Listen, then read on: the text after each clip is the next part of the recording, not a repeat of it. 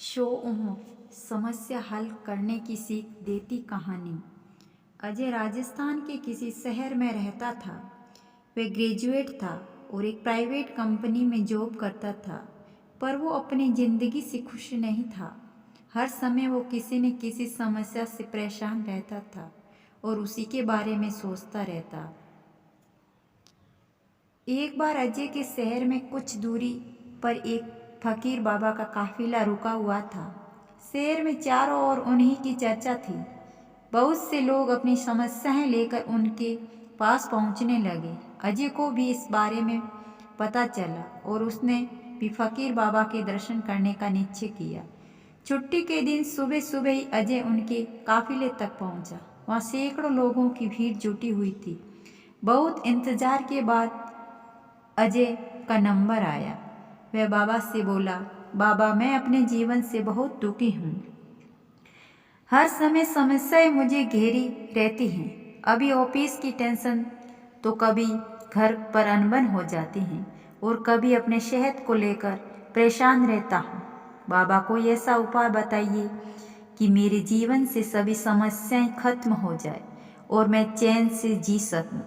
बाबा मुस्कुराए और बोले, पुत्र, आज बहुत देर हो गई है। मैं तुम्हारे प्रश्न का उत्तर कल सुबह दूंगा, लेकिन क्या तुम मेरा एक छोटा सा काम करोगे? जरूर करूंगा, अजय उत्साह के साथ बोला।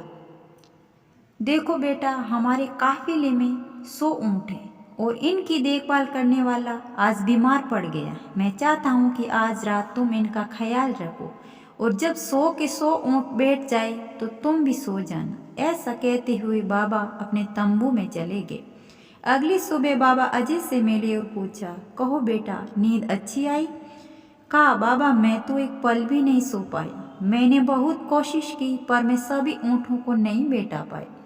कोई न कोई ऊँट खड़ा हो ही जाता। अजय दुखी होते हुए बोला, मैं जानता था यही होगा। आज तक कभी ऐसा नहीं हुआ है कि ये सारे ऊँट एक साथ बैठ जाए। बाबा बोले। अजय नाराजगी के स्वर में बोला, तो फिर आपने मुझे ऐसा करने को क्यों कहा? बाबा बोले, बेटा, कल रात तुमने क्या अनुभव किया? यही ना कि चाहे कितनी भी कोशिश कर लो, सारे ऊँट एक साथ नहीं बैठ सकते। तुम एक को बिठाओगे तो कहीं और कोई दूसरा खड़ा हो जाएगा। इसी तरह तुम एक समस्या का समाधान करोगे तो किसी कारणवश दूसरी खड़ी हो जाएगी। पुत्र, जब तक जीवन में ये समस्याएं तो बनी ही रहती हैं, कभी कम तो कभी ज्यादा, तो हमें क्या करना चाहिए? अजय ने जिज्ञासावश पूछा। इन समस्याओं के बावजूद जीवन का आनंद लेना सीखो।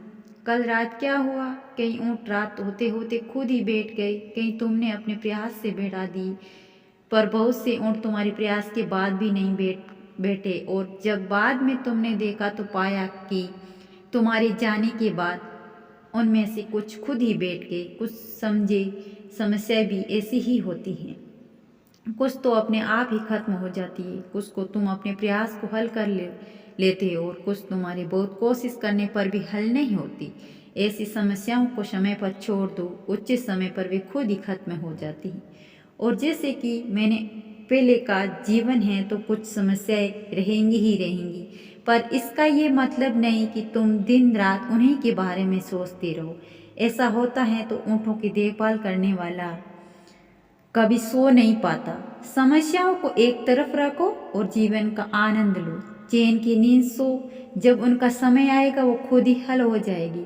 पुत्र, ईश्वर के लिए हुए आशीर्वाद के लिए उसे धन्यवाद करना सीखो। पीड़ाएं खुद ही कम हो जाएंगी। फकीर बाबा ने अपनी बात पूरी की। धन्यवाद दोस्तों।